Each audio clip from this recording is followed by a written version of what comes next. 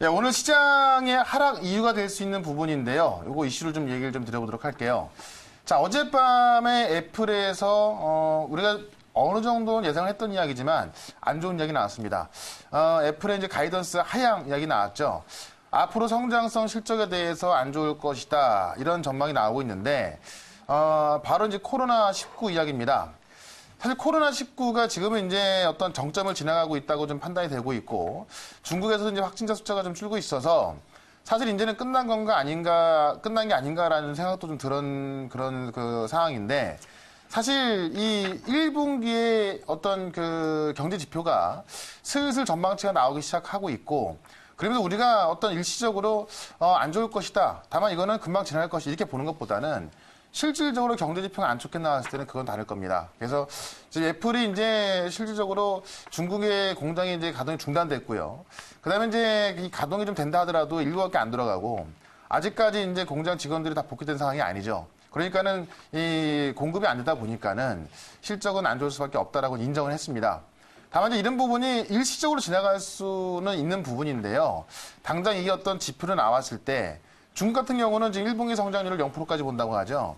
그만큼 사실 시장의 발목을 잡을 수밖에 없는 부분이기 때문에 우리가 좀 신경을 써야겠다 이렇게 말씀드리겠는데 사실 애플이 중국 시장에서 연평균 18에서 19%까지 매출이 나와주고 있는데 1분기에는 그보다 더 높은 20%가 나오고 있거든요.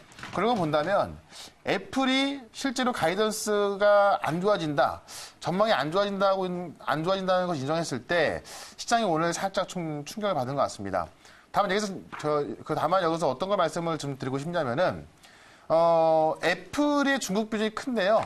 삼성의 중국 비중은 크지 않습니다. 그러니까는 지금 스마트폰에서 본다면 애플과 삼성의 경쟁자인데 애플은 중국에 충격을 많이 받지만은 삼성은 좀 덜 하거든요. 대부분 공장이 베트남이나 중국에 집중되지 않기 때문에 그런 면에서 오히려 삼성이 반사 이익을 얻을 수도 있고 최근에 MWC만 본다 하더라도 원래 이 각국의 IT 회사들이 이 모바일 월드 컨클래시에 참가를 해서 어떤 홍보를 해야 되는 건데 이게 취소가 되면서 사실 애플을 비롯한 다른 IT 그 회사들이 좀 타격을 입을 수밖에 없습니다.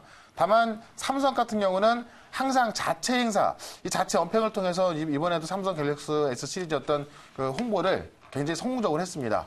최근에 광고만 본다 하더라도 좀 외신들의 호평이 이어지고 있죠. 이런 모습 본다면 일단 애플에 의해서 어느 정도 충격은 있겠지만은 애플 향이 아닌 삼성 향 쪽으로 간다면 오히려 시장의 주도주가 더 세게 올라갈 수 있다라고 좀 말씀을 드려보겠고 지금의 사태를 오늘 시장도 어쨌든 그런 모습 나오면서 오늘도 뭐 확진자가 추가 나왔죠. 그러면서 코로나 바이러스 관련주가 올라서는데 결국에는 이거는 일시적으로 지나가지만은 하락하는 부분을 우리가 모른 척할 수는 없습니다. 하락 나오는데 무조건 기회다라고 하는 것이 아니라 반등이 나왔을 때 어느 정도 현금을 좀 해두고요. 하락이 나왔을 때 매수를 할 수 있어야 되거든요.